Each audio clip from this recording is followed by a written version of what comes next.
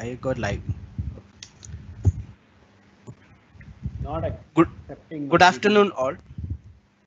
Respected Professor Rishikesh Krishnan, Director IIM Bangalore, Professor Gurumurthy, Professor Sadish Vasu Kailas, and Mr. Raj Vagre, members of NIAC, and my dear participants. This is one of the happiest and proud moment for NIAC. We are conducting a webinar with a well-known personality, Professor Rishikesh T. Krishnan, Director of IIM Bangalore. I cordially invite our chief guest to this webinar. I also invite our faculty members, Professor Gurumurthy, Professor Sadish Vasu Kailas, and Mr. Raj Vagre to this event. I'm very glad to share that we have a 500 more registration for this event from different institutions from India and even from abroad. I invite all of them to this webinar. With this, I would like to wind up the welcome speech and handing over to Mr. Sudeep, General Secretary of NIAC. Hello, everyone. So speaking about entrepreneurship and innovation IISc, NIAC is a forum in Indian Institute of Science, which focuses on developing entrepreneurial ecosystem and strives on bringing student community more closer to the startup culture. We aspire to achieve these goals by bringing some of the chief players in entrepreneurial world to conduct talks, webinars, seminars, pitch events, and workshops. And we also are willing to provide assistance to the student startup through our startup service cell program. And we are being backed by Society of Innovation and Development, which is the deep science incubator of Indian Institute of Science, and which is also incubated some of the startups like Bellatrix Aerospace, which is looking forward to launch their own rocket by 2023, and also Minvax, which is working on the COVID-19 vaccine. And in the following event, we have invited the director of IIM Bangalore, Professor Rishikesh Krishnan. I would like to hand it over to the Vice President of Events, Fatima Sana, to carry forward and give an introduction about the speaker. Thank you.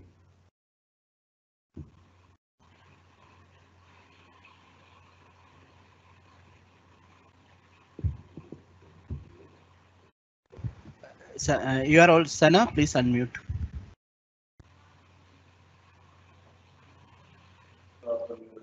Sorry.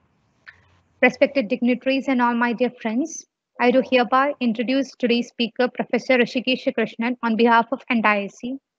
Professor Rishikesh Krishnan is the current director of IIM Bangalore and professor of strategy. He also served as director of IIM Indo from 2014 to 2018. He is listed as Thinker 50 India list as the most influential management thinker. He has around 140 publications, which include journal, popular press, case studies, and books. He is the author of 2 books on innovation. The first one, From Jugaad to Systematic Innovation, The Challenge from India, and the other is 8 Steps to Innovation, Going from Jugaad to Excellence. The following talk is going to be based on his book, 8 Steps to Innovation, Going from Jugaad to Excellence. Any queries from attendees' side can be posted in the Q&A session and will be addressed after the talk. I do hereby welcome Professor Rishikesh Krishnan for the most awaited talk. Thank you all. Yes, Professor. Okay, that's good. If you tell me when I can start, can I start? Sure, sir. Yes. Yeah, hi, very good afternoon to all of you, and sorry for the delay, which is due to some setup problems at my end. So it's a real pleasure to speak to all of you at Indian Institute of Science, which is of course India's premier science and engineering institute, and also has a very strong history of startups and both faculty members and students, as well as alumni being involved in a lot of creative startups. So today I'm going to focus on the topic of innovation for startups. As was mentioned in the introduction, this is based on our book 8 Steps to Innovation, Going from Jugaad to Excellence. Of course, this book was written a few years back before the digital era completely dawned on us. But I'm going to give you a perspective focusing on the latest developments in digital, but at the same time using the framework which we developed in our book. So what did we say in our book? Basically, in our book, we were focused on trying to understand how can an organization go about building what we call a systematic innovation capability. What is a systematic innovation capability? It's the ability to innovate on a continuing basis. This is a challenge both for startups and for established companies. And in our research, we identified three big problems which organizations face in making innovation a sustained activity. The first one is to have a continuous pipeline of ideas. The second one is to ensure that these ideas get taken forward and developed. And the third challenge is converting these ideas into successful products and services. In other words, to have a good impact of the innovation that's happening in the organization. So many organizations find that either they're not able to come up with enough ideas, which is the first problem, or even if they come up with the ideas, they're not able to develop them and take them to fruition. Or sometimes they find a problem that even though they have developed the ideas, they are not getting the kind of returns or the kind of results which they were looking for. So how do you solve these problems? To solve these problems, we came up with this 8-step framework, where we said that to build the pipeline, there are 3 things you need to do. You need to lay a strong foundation, which is essentially identify what kind of innovation best suits your organization. You need to create what we call a challenge book, which is a set of the core innovation problems which you want to solve. We want to create and build participation in the innovation process. This may not be so much of a problem in small companies, but it's a big problem in large companies. Then in order to address the problem of velocity, we said you need to have a system that encourages experimentation at low cost with high speed. You need to be able to move quickly from prototype to incubation. Many organizations, they find that things get stuck at the prototype stage because the risks and investment involved go up substantially at that stage. You need to be able to iterate on the business model. That's another important step towards moving your innovation activity forward. Finally, in order to enhance your batting average, you can use some tools like Sandbox, innovation platforms, open innovation, and you can create a margin of safety. In other words, manage risk effectively in the organization. Now, as I mentioned, some of these are bigger challenges in large organizations, but the focus of my talk today will be on the innovation challenges in startups. So I'm going to take from this 8 steps framework the steps which are most relevant to the startup context, and I'm going to speak about this. So the first issue I would like to focus on is this whole question of ideas. Now you recall just a couple of minutes back, I mentioned that core to innovation is coming up with a good idea pipeline. But is it okay to come up with any ideas? What kind of ideas ultimately result in successful innovation? This is a very important question. And we would argue that you will have the successful innovation happening when your ideas address what we call the right problems. What are these right problems? I will tell you in just a minute. In the meantime, let me give you an example of 2 startups which in the current COVID context, to my mind, are solving the right problem. So this is a first focus on a startup called Cloud Physician. Cloud Physician is based in Bangalore. They are trying to solve a very significant problem, both in COVID and non-COVID times. And that is that the people who manage intensive care units in hospitals, that is the doctors who have the special skills to manage an ICU, who are called intensivists, they are very much in short supply. They're also very expensive. So how do you continue to run and sustain an ICU? Or as in the COVID context, how do you scale up ICU at short notice?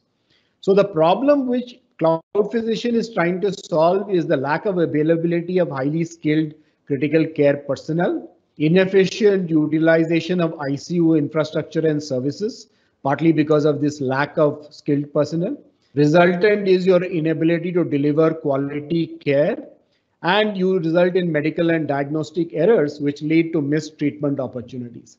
So this is the problem statement. Their solution is what they call RADAR, which is an integrative smart ICU system.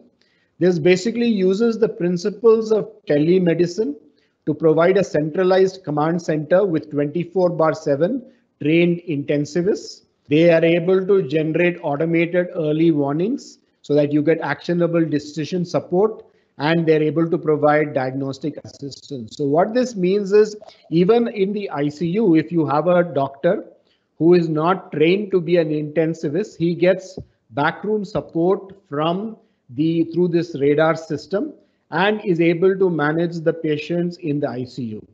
So you can see the utility of this particularly in the COVID kind of situation, where you're trying to create additional capacity in ICU, but you may not be having the infrastructure required to create additional ICUs at short notice.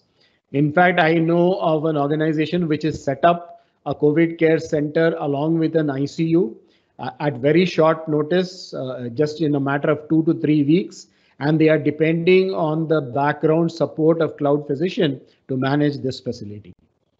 Let me give you another way of looking at this problem, this whole problem of ICU. Another interesting startup is a company called Dozy.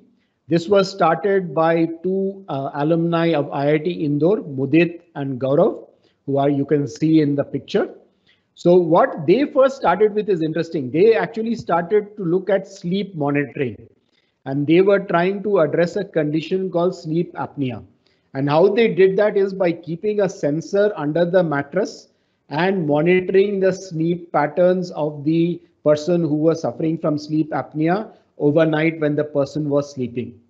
But when COVID came about as a big challenge, they realized that their technology can be used for a different problem. That is continuous monitoring of the vital parameters of COVID patients.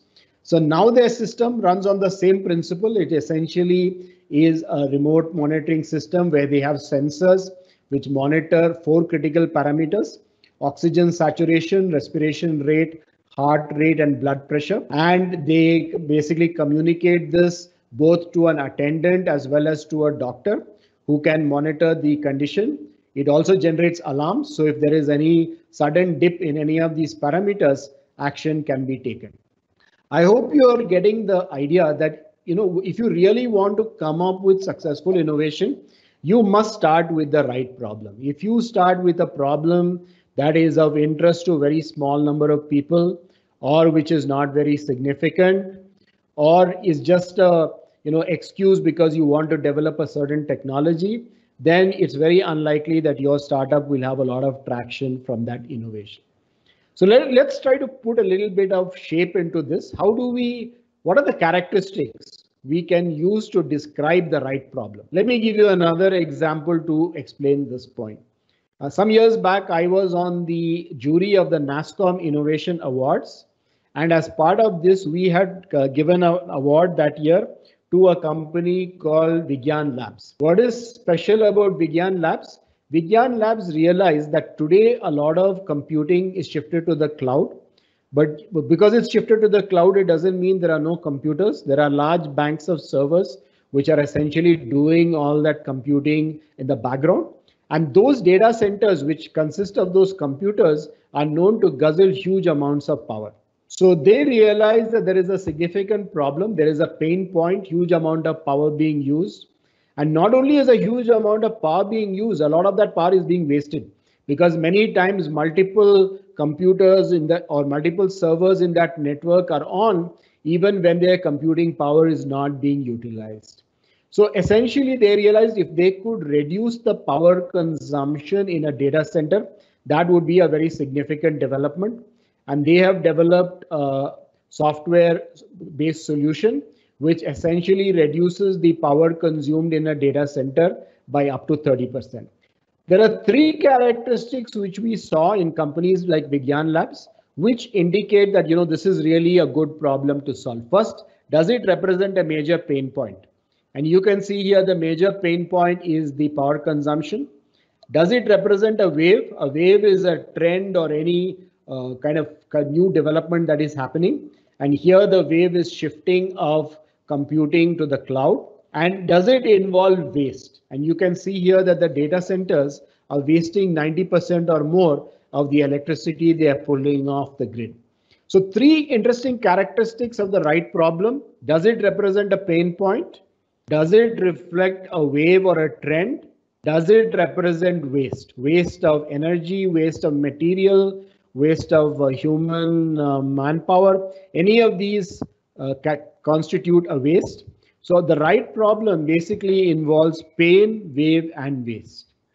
So let me just elaborate a little bit further on this. Let's look at one successful product and one not so successful product and see what are some of the differences we can see in the development process or the innovation process leading to these 2 products.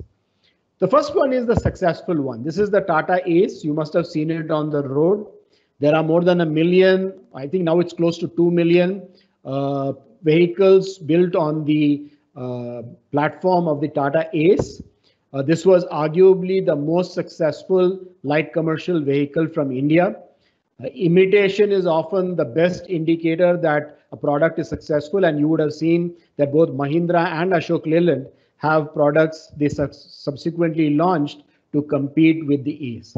So the Ace is undoubtedly a very successful product. But the same company, Tata Motors, also produced another product which many of you are familiar with, which is the Tata Nano, which was far from successful. So one of the interesting questions is, why did the Ace succeed so well, and why did the Nano really struggle and ultimately have to be stopped? So when you look back at the process, you will get some insights from this.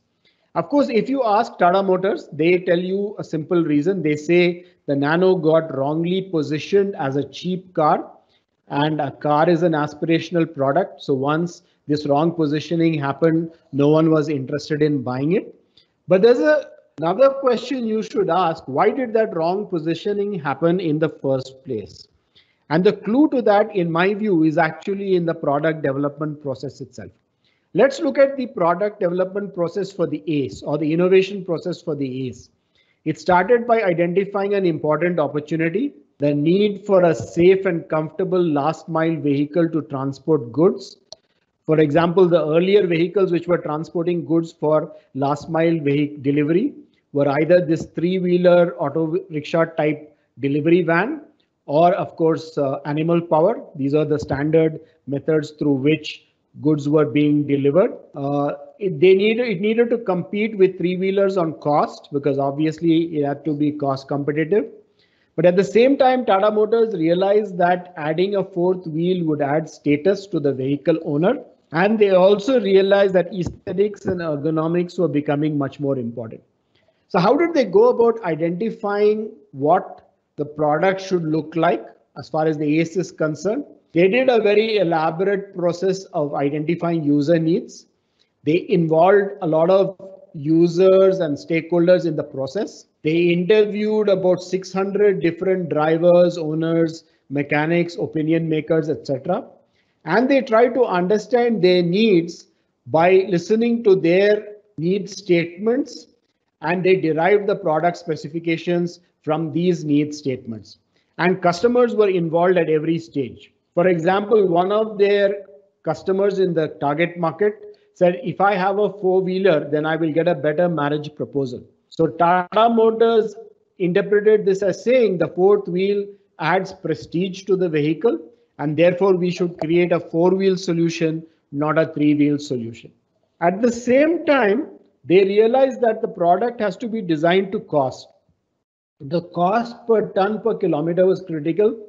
And in fact, management went so far as to tell the team that the project would be abandoned if it did not meet cost requirements. They also tried other innovations. They tried to get their suppliers more involved, co-located them, made them partners, tried to scale down the Indica engine, tried to create a service network which was dedicated for the Ace in small towns, created a network which was as close to the customers as possible.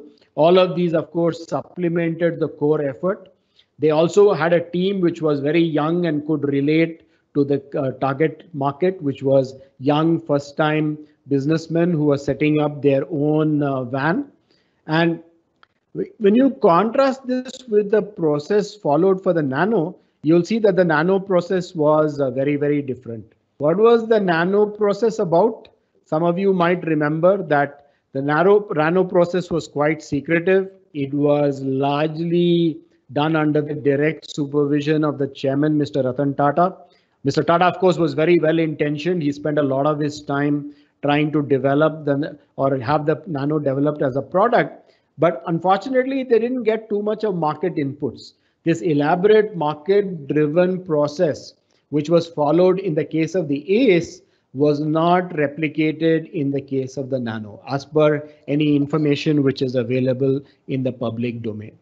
So essentially, I think the core point I'm trying to make here is many of you, I'm sure, are very interested in technology. Technology is something you're all passionate about, but technology by itself is very difficult to convert into successful innovation. Technology needs to be linked to the market. It needs to be aligned with the market. And you'll see that some of the most successful innovative products in history all had very strong market alignment. You might, all of you, remember the history of what is today the smartphone. The BlackBerry was probably the first step on the way to a smartphone. It was created at a time when corporate customers were very concerned about security. They were worried that all their employees are carrying critical data on their handphone. And therefore, BlackBerry's value proposition to customers was offering a very high level of security. And that's what customers wanted at that time. However, if you fast forward a few years, you realize that security was now being taken for granted. So it was no longer security that people were looking for. People were now looking for a very strong internet experience. They were looking for the ability to connect with a variety of applications. And that's the time you had two technologies coming in. First, the Apple iPhone from Steve Jobs, which created a smooth, integrated, intuitive multimedia experience, very user-friendly. And then, of course, Google on the Android platform, which went one step further by providing all this and more on an open platform. So again, I just like to underline the point here, which I've been making for a few minutes now, is you need market alignment. You need your product, your technology, your innovation to be aligned with the needs of the market. And in my view, the more market driven your innovation is, the more likely it is going to be successful. The second dimension I want to focus on today is the importance of experimentation. All of you as students of IISc, I'm sure do lots of experiments. But in the context of a startup, an experiment is very simple. An experiment is any activity that tests or validates assumptions. Any startup that you run would have a lot of assumptions buried in it. For example, about customers, about technology, about the utility, and so on. So you need to find a way of validating these different assumptions, and that is what experimentation is all about. So you can think of this in terms of two loops. The first major loop is to go from idea to proof of concept or idea to demo, which is basically looking at validating certain technological assumptions, basically that the product or service will actually work and deliver whatever functionality is required. And the second set of assumptions relate to production and commercialization, which talk about whether you can scale it up efficiently and cost effectively for the customer, and at the same time provide the kind of value that the customer is looking for. So you need to be able to validate these assumptions, and that's a very important part of the entire innovation process. Some of you might have seen a movie called Social Network. If you haven't seen it, I would strongly recommend that you do it. It is based on the life of Mark Zuckerberg, the founder of Facebook. And if you see that movie, you'll see that they went through these loops very, very efficiently, just sitting in their college dorm rooms. In fact, the first one, idea to proof of concept loop, was completed in less than 3 months, and the transition from proof of concept to upscaling it and launching it was conducted in about 2 months. So that's really the kind of speed at which experimentation needs to happen, particularly in the digital and internet domain. So typically, when you look at internet kind of technologies, you will look at, for example, will people use it? Do you have the technology? Can you scale it? Can you monetize it? All of these will be assumptions that you need to test. Historically, by the way, this is very important to understand this difference, because it also made the difference between successful and unsuccessful platforms. Today, of course, we take Facebook for granted, but Facebook had many predecessors before it. One of the social networks before it was a network called MySpace, which in a way has gone into history. But there was a big difference between Facebook and MySpace. Facebook went where the users wanted to. It kept trying out new things, new applications, new features. It pushed technology to do what was needed to grow and sustain the network. And remember, a social network essentially succeeds by creating network effects. MySpace was very much in the old kind of a domain. It was more seen as a top-down based on historical data forecasts. The whole focus was on execution and scaling up rather than experimentation and learning. So this is very important, and of course, companies do it all the time now. Whether you're looking at a Uber, an Ola, a Zomato, a Swiggy, they're constantly doing experiments to figure out what new features they should add and what features they should drop. And the great or really convenient thing about digital startups and digital companies is you don't have the problems of the past. If you were a consumer product company years back, you would have to sit with a focus group to discuss their experience. You would maybe just take an internal vote on which new feature to implement. You would do test marketing. But today in the internet era, a company like Google can constantly experiment, testing out new ideas, measure customer response, and build on what it learns. Typically, as some of you might already know, there are two types of experiments which are very important. Both of these are important, so I would urge you to pay attention to both.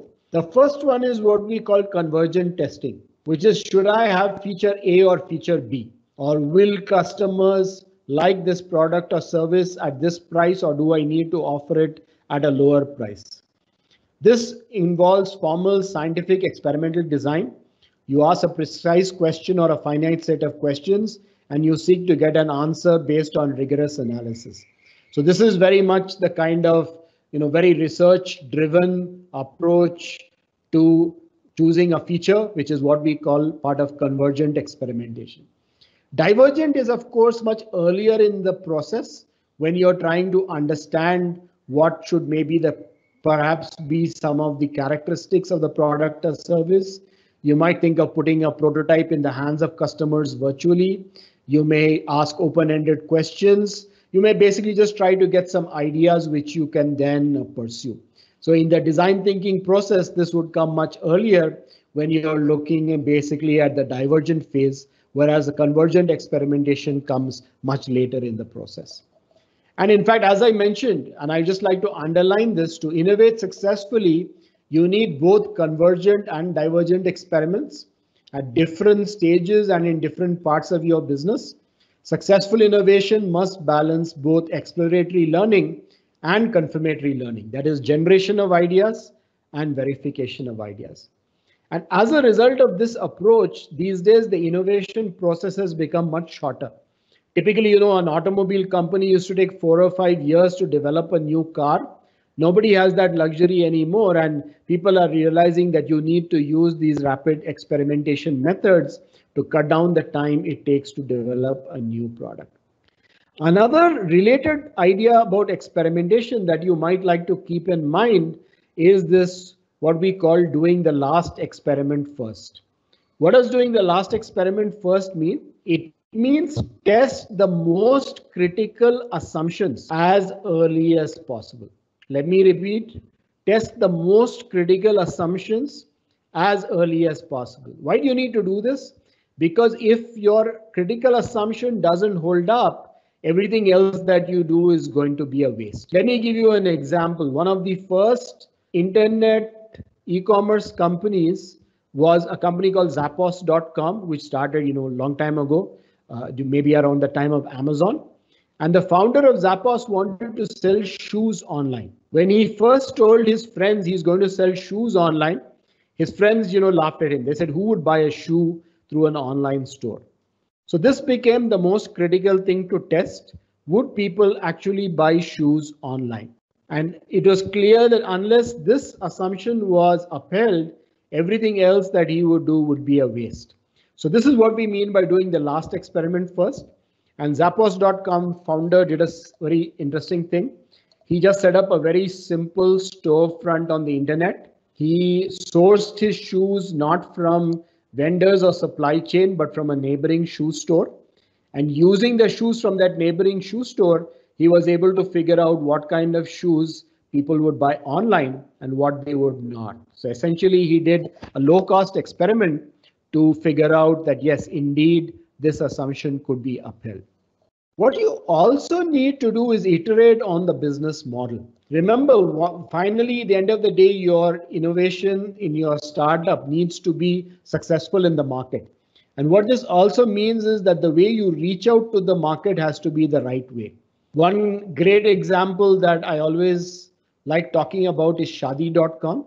The guy who started Shaadi.com, Anupam Mittal, was a NRI in the US when he started this company.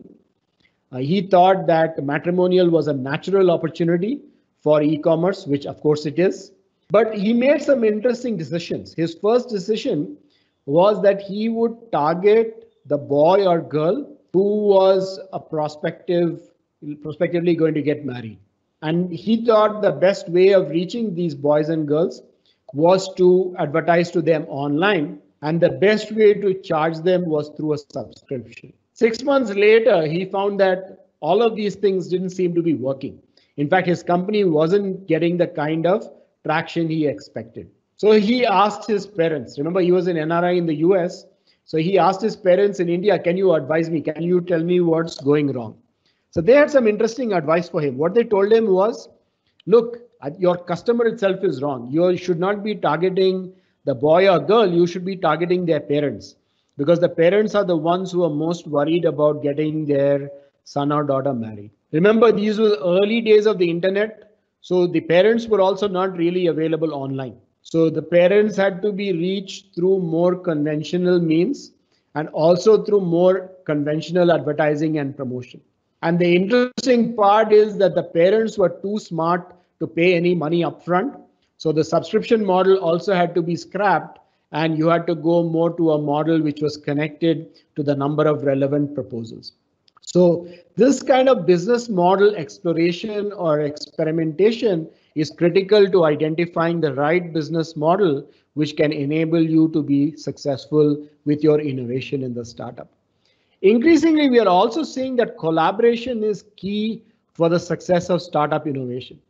Many of you might know that a young startup in Pune, MyLab Discovery Systems, was the first company in India to be licensed by ICMR with an RT-PCR test kit for COVID-19. But MyLab did not have the infrastructure, it did not have the resources to rapidly scale up and capitalize on its innovation. So they did something smart. They connected with Adar Poonawalla from the Serum Institute. They contacted Syngene here in Bangalore to help them with the reagents. And with very powerful partners like these, they were quickly able to scale up and get their RT-PCR test kit into the market, which of course was a significant success story. So today, a lot of innovation, even by startups, needs opening up and reaching out to other organizations, particularly larger organizations, in order to take your innovation closer to the market.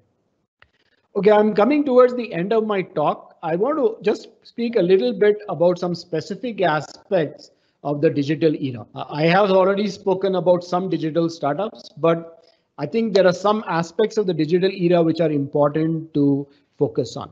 The first one is making intelligent use of artificial intelligence and machine learning. The reason AI is so powerful is that it has two characteristics.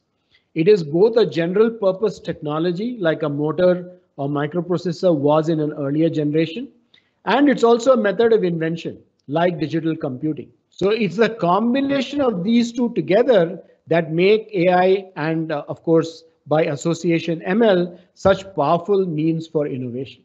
But how you use these is important. You could look at a company like Niramai, which is a startup again based from Bangalore, which is trying to come up with a way of detecting breast cancer early. Remember, the traditional methods for breast cancer detection either involve physical screening or involve, and of course, treatment involves radiation.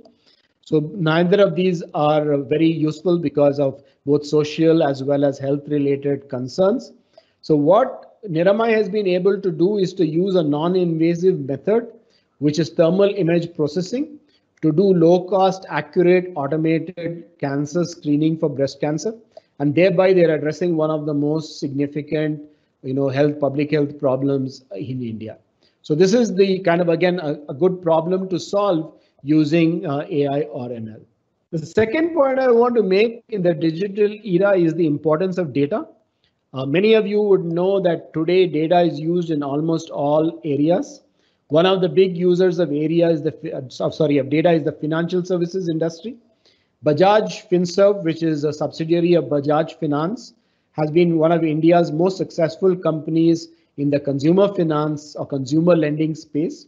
And they do something interesting. They have issued credit cards and EMI cards to customers, which allow them to study their behavior. But they don't just depend on that. They also buy data from data firms like Equifax, and they integrate the data they get from Equifax with their own data from the EMI and credit cards, and are able to get a very strong sense of the credit history or the credit risk involved with a particular customer.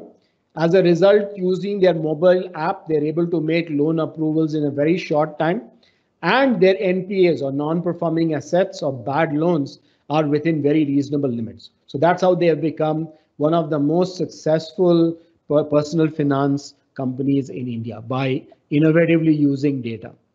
What we are also seeing today is that the nature of competitive advantage has changed. Earlier, it was about products. It was maybe sometimes about the razor blade approach, where you don't make money out of the razor, but you make it out of the blades, or like Amazon, which makes money from ebooks, not from Kindle.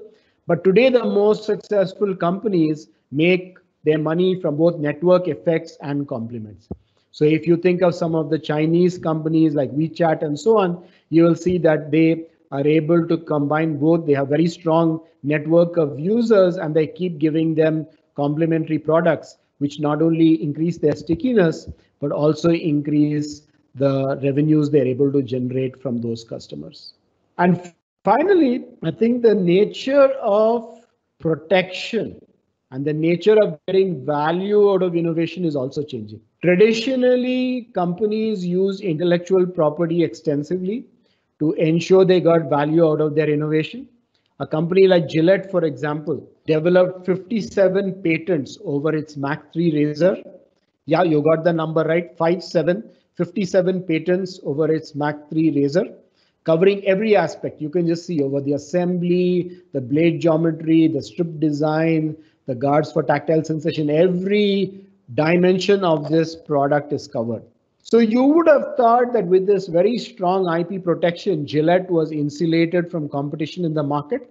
And yes, they were for a long time. But in the internet era, things have changed. For example, Dollar Shave Club is a digital native that doesn't have such a strong focus on IP, yet got acquired by Unilever and thus became a very strong competitor to Gillette.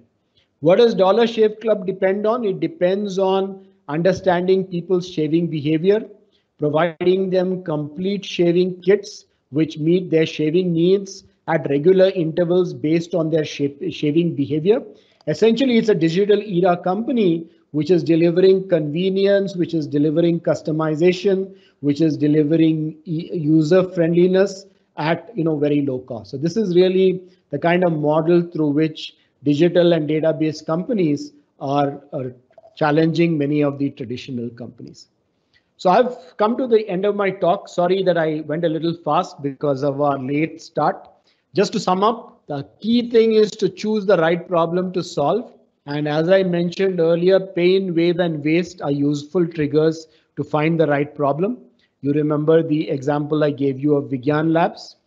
Follow a market-driven process. This reduces risk and improves chances of success. Even if you are to start with driven by technology, make sure that you're constantly looking for a market to which this technology can fit.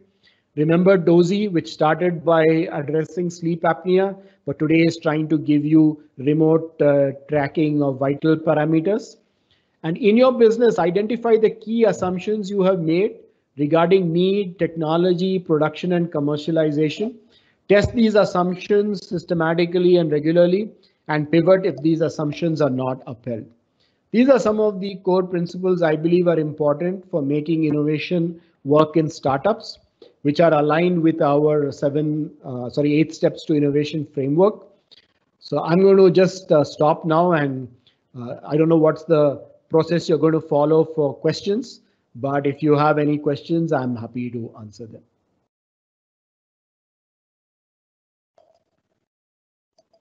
So, sir, there's a question from Abhinav Goswami. So, it's where there is an existing product in the category that is successful and the market is large enough, would you still recommend spending time on the feasibility loop when the entering the market as a later entrant? Yeah, in that case, maybe you need to look at more closely what is the value proposition or differentiator which is enabling you to compete with the incumbent. That becomes very important, because otherwise you are unlikely to get business, because you probably have to get people to shift away from the existing supplier or the existing competitor of yours in order to get customers to buy from you. So the most important thing to test in that case is whatever you think is your differentiator. Is that something which the customer also thinks is a differentiator? So your experimentation on your testing needs to be more focused on that.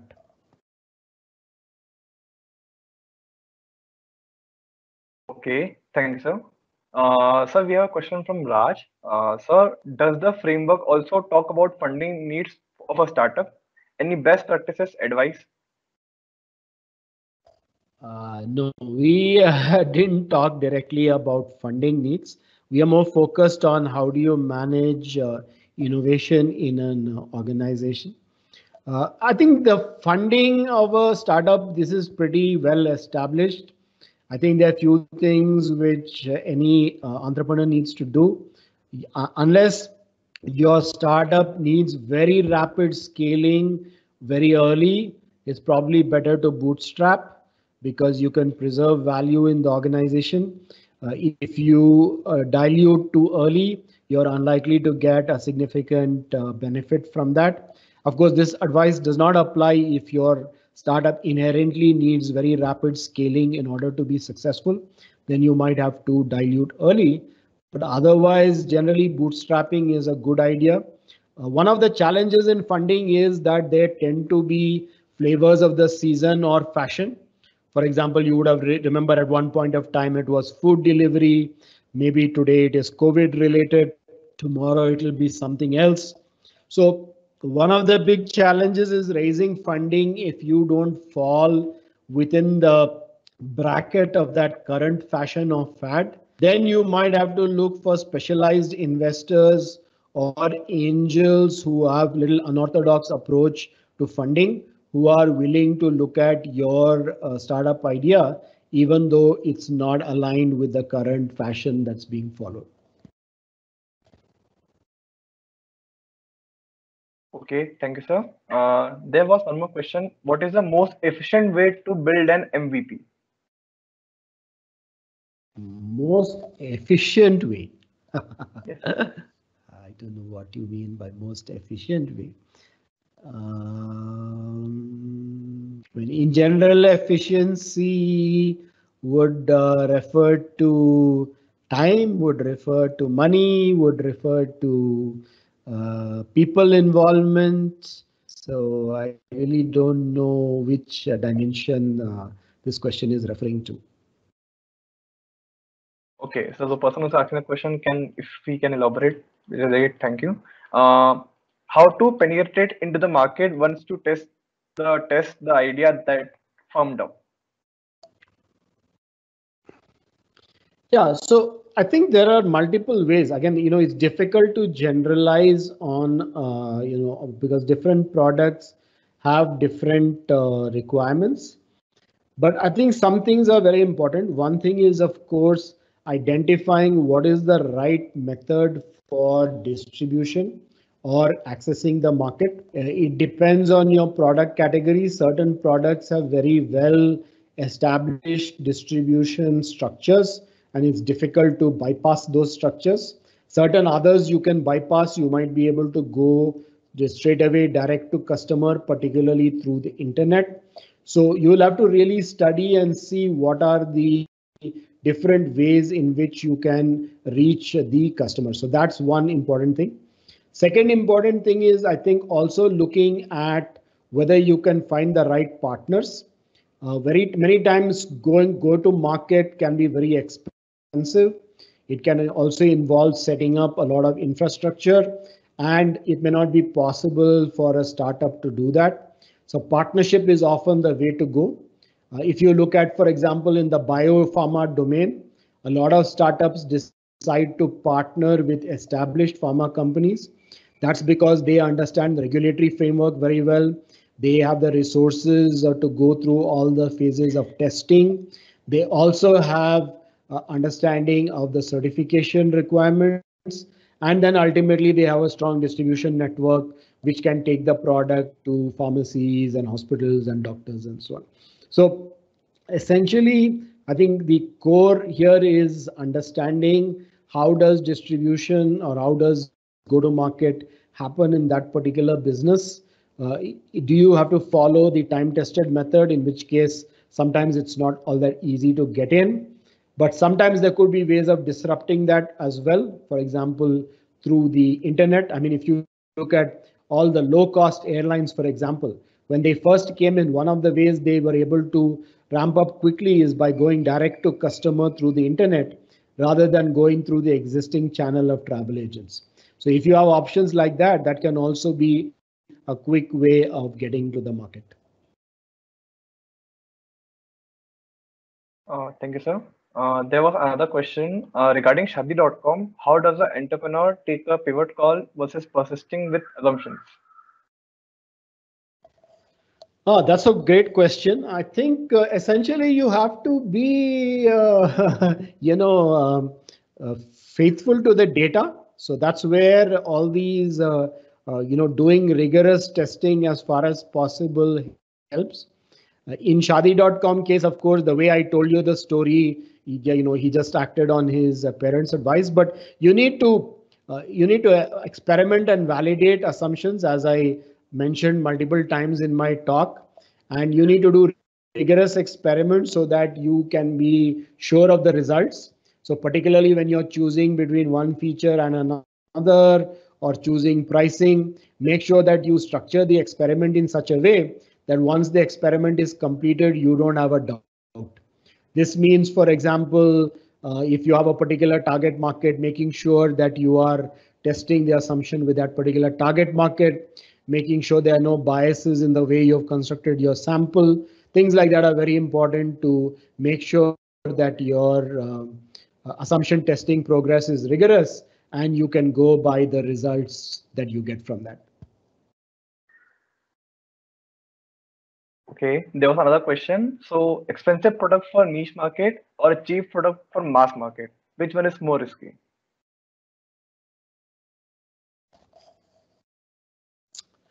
I'm not sure the way these two things are structured are very different. See, if you are trying to address mass market, then obviously that means you need large volumes of customers. You need to be able to reach out in terms of mass market advertising and promotion and so on. So, and often it also means you might have to displace existing products or services, which is not that easy. So I would say it really depends a lot on whether you have that real value proposition, which is going to enable you to sustain the advantage of giving the mass market. Typically, many plays of that kind are cost reduction plays. For example, just going back to what I told you just now, low cost airline, it was a cost reduction play. So you got to make sure also you can sustain that kind of cost reduction. On the other hand, niche market with an expensive product involves very different model. A lot of the focus is on continuous innovation. You need to be able to continuously track what customers are looking for and provide that functionality to them. It's a challenge in terms of continuously pushing the frontier and staying aligned with what the customers are using for. Whereas in the other one, in the mass market, low margin kind of a situation, you're really looking at, can you continuously keep your costs down? So the challenges are very different. And I think it depends a lot on what is the kind of technology you have, how well you understand the market, and your ability to run these very two different types of models, which generally, one thing I can say for sure is that it's almost impossible to do both at the same time in the same company. You can't have one product which is niche and very high margin and another one which is very low margin and mass market. Usually it creates huge contradictions and is very difficult to do. Okay. There's a question from Vishal Pandey. How is Blue Ocean strategy differ in the innovation process? Who are these hero organizations who think Blue Ocean and why? Can Blue Ocean be applied in standalone within organizations? See, Blue Ocean has a lot of relevance when you are in markets which are quite saturated. Because Blue Ocean is basically saying you go into uncontested spaces. So you map out the entire, product user kind of scenario, and you look at those boxes where there are no competitors and you enter those. I would argue that in India, in most categories, you are far, far away from saturation. So do you really need to go into Blue Ocean is a question. Blue Ocean is very relevant to advanced markets which are mature, where products are already highly penetrated in the market, saturation has already set in. In India, in most categories, it's still a young market with, of course, COVID interruptions now, but otherwise a lot of growth potential. So in that kind of a context, I don't know whether it really is all that important to pursue Blue Ocean. Blue Ocean has also got lots of risks, by the way, because you're going into uncontested space. It also means the cost of educating customers, establishing the category, establishing its need. All of this can take a long time and can involve a lot of resources. So while the absence of competition may look attractive, there are other costs and risks involved in pursuing Blue Ocean strategy. There was a good question regarding the right problem to solve. How would it be in the case of startup idea, which is based on completely new space, new market or ideas which are not yet explored? How would we proceed in that case? Yeah, so of course that always exists. That's a bit like it's a similar to the Blue Ocean question, because essentially what you're talking about is uncontested and open spaces where other people are not there. So, Steve Jobs was asked this question many times. He was asked this question, why don't you do conventional market research? How do you know what customers need? And Steve Jobs had a very standard response. He used to tell people, if I go and ask customers, they will only tell me about what they have experienced, what they are familiar with. They won't be able to tell me about needs which they themselves may not have even imagined. So my job is to imagine those needs which customers themselves have not thought of.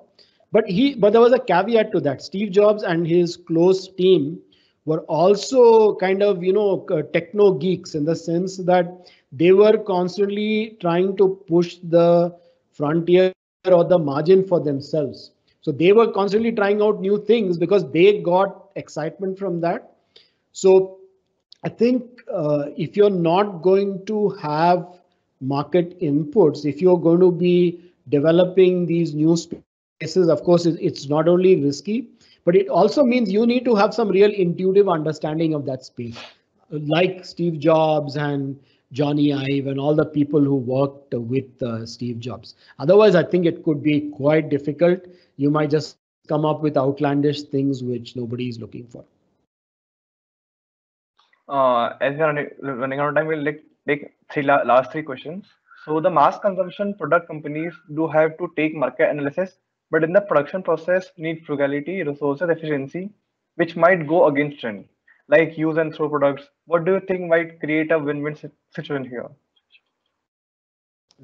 Just repeat the second half of the question. I couldn't. I will repeat the whole question. The mass consumption product companies do have to take market analysis, but in the production process need frugality, resource efficiency, which might go against trends, like use and throw products.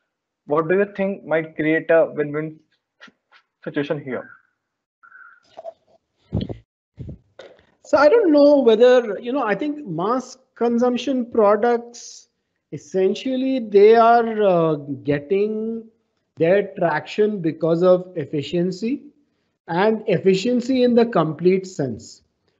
Let's look at the Indian context, which is a company that has really sort of driven consumption. I would say a good example is Maruti Suzuki. Maruti Suzuki came into India in 1983. So today we are 17, it's a long time, right? So it's now 30, 40 years since Suzuki actually came in. And when you look at Maruti, even today, they have a 50% approximate market share by volume in the small car business. How were they able to achieve it? They were able to achieve it by creating low cost throughout the product life cycle, through your acquisition, through your running cost, through maintenance, and of course, because of the reliability of the product, through your resale value as well. So it's not just throwaway kind of a product. It's a product which is giving value to the customer across the life cycle of the product. And they are doing that because they are giving you value for money. There's reliability embedded thanks to quality, thanks to their scaling up, thanks to their kind of way they have developed their vendors, everything that goes into building efficiency. So I don't agree about that it comes by just throwaway kind of products. It has to be embedded in your system that you're giving value but at low cost. There was another question. Please give us a brief insight about the implementation of blockchain in the startup. Okay, I am not a tech expert, guys, so I don't want to talk about blockchain and IoT and all that. I am only my focus is on managing innovation. So sorry, I'm not really in a position to answer that question.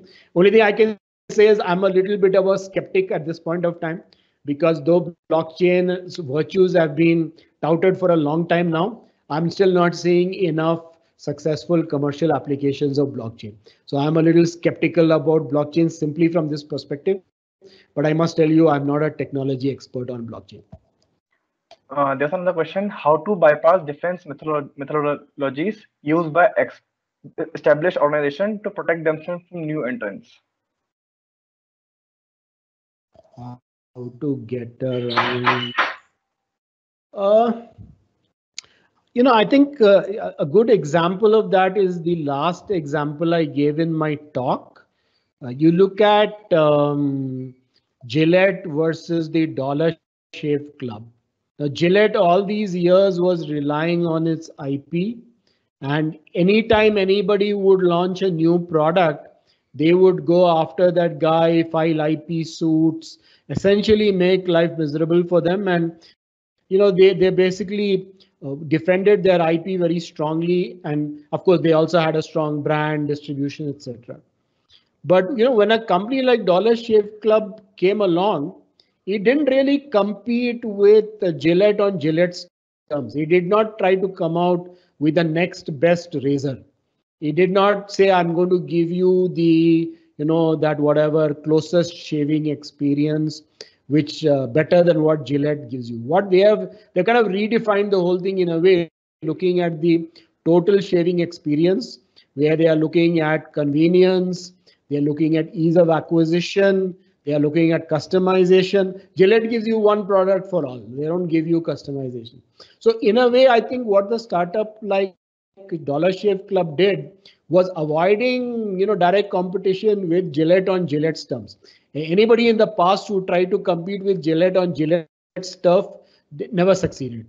But by completely shifting the arena, not changing the customer is still, of course, the man generally who wants a shave, but by shifting the arena away from the parameters on which Gillette traditionally competed, they really made it tough for Gillette to compete with them. So I think that's the trick really. You generally going into face-to-face competition with a very well endowed existing company is not going to be easy. But if you can change the terms of competition, if you can change the battlefield, then story can be quite different. So here is the last question for the session. I'm a media professional. How do I scale my Jugaad connections to scale preparedness in tribal belt? Should I follow the established methodologies for outreach, or should we take collaborative method forward? I don't know what is the meaning of that question. Yeah. Anyway, how do I scale? Yeah, actually, I don't understand this question too well, but I think it's just like any marketing kind of a thing. You got to go back to the core 4 Ps. Try to understand what is the value proposition you are providing, what's the place, what's the position, what's the promotion, all that stuff. So I think you really need to go back to basics and look at those rather than, I mean, there's usually difficult to find quick fix or Jugaad type solutions. I would suggest a more structured approach, looking at all elements and then seeing how can you reach out to the needs of that particular set of users of the media. So here we come to the end of the question and answer session. Now over to Nobin. Hello all. I would like to thank Professor for giving this wonderful session and question answer. Thank you very much. Thank you, Nobin. Thanks. Thanks for inviting me. Thanks for attending this talk. It was a very wonderful session. I would really like to thank everyone for the patience you had. And most importantly, I want to thank Professor Raj Vagre and Satish Vasu Kailas for attending this talk. I also want to thank Adarsh and Kaustubh for the beautiful poster design, and Sam Sundar for assisting with the event. I want to thank all of you for being a part of this, and hope you really enjoyed the talk and got some really good insights from that, which will hopefully help you take quality decisions in the future. Thank you. By saying this, we are ending this session. Okay. Thank you all.